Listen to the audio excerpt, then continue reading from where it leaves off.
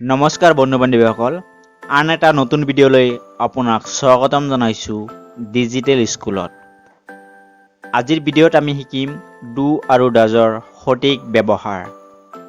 হয় বন্ধুসকল, যদি আপুনি নাজানে ডু ডাজৰ ব্যৱহাৰ তেনেহ'লে ভিডিঅ'টো সম্পূৰ্ণলৈকে চাওক, স্কিপ নকৰিব। মই ভাবোঁ এইটো ভিডিঅ' চোৱাৰ পিছত আপোনাৰ আৰু কোনো ধৰণৰ সন্দেহ নাথাকে ডু ডাজ লৈ।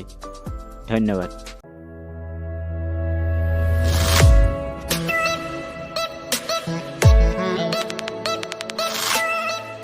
আহক প্ৰথমে আমি ডুৰে আৰম্ভ কৰা কেইটামান ইংৰাজী চেণ্টেন্স চাই লওঁ।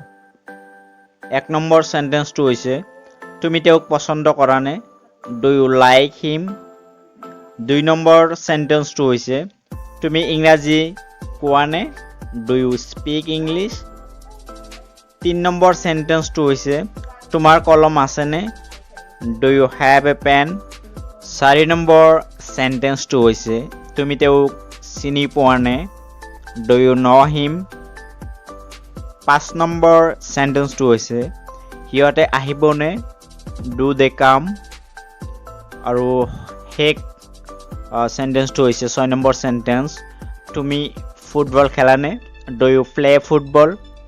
এই 6টা চেণ্টেন্সত আমি চালোঁ ডু, আৰু নিশ্চয় আপুনি বুজি পাইছে ডুৰে কেনেকৈ চেণ্টেন্স বনোৱা হয়। এতিয়া আহক আমি শিকোঁ ডাজ, কেনেকৈ ডাজ ব্যৱহাৰ কৰা হয় আৰু ডাজেৰে কেনেকৈ চেণ্টেন্স বনোৱা হয়। 1 নম্বৰ চেণ্টেন্সটো হৈছে তেওঁ ইংৰাজী কয়নে? Does he speak English?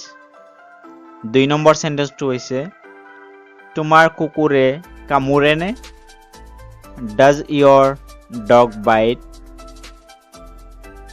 3 নম্বৰ চেণ্টেন্সটো হৈছে তোমাৰ মাকে ৰান্ধেনে? Does your mother cook? 4 নম্বৰ চেণ্টেন্সটো হৈছে ৰাহুলে খেলেনে? Does Rahul play? 5 নম্বৰ চেণ্টেন্সটো হৈছে তেওঁ স্কুলত যায়নে? ডাজ হি গ' টু স্কুল? আৰু শেষৰ চেণ্টেন্সটো হৈছে 6 নম্বৰ চেণ্টেন্স তেওঁ লিখেনে? Does he right? এতিয়া আপুনি নিশ্চয় বুজি পাইছে ক'ত ব্যৱহাৰ কৰিব লাগে ডু আৰু ক'ত ব্যৱহাৰ কৰিব লাগে ডাজ। আৰু যদি ভিডিঅ'টো আপোনাৰ ভাল লাগি থাকে নিশ্চয় ভিডিঅ'টোতে লাইক কৰি দিব, আৰু যদি চেনেলটোত আপুনি নতুন আহি থাকে তেনেহ'লে ছাবস্ক্ৰাইব কৰিবলৈ পাহৰি নাযাব। ধন্যবাদ।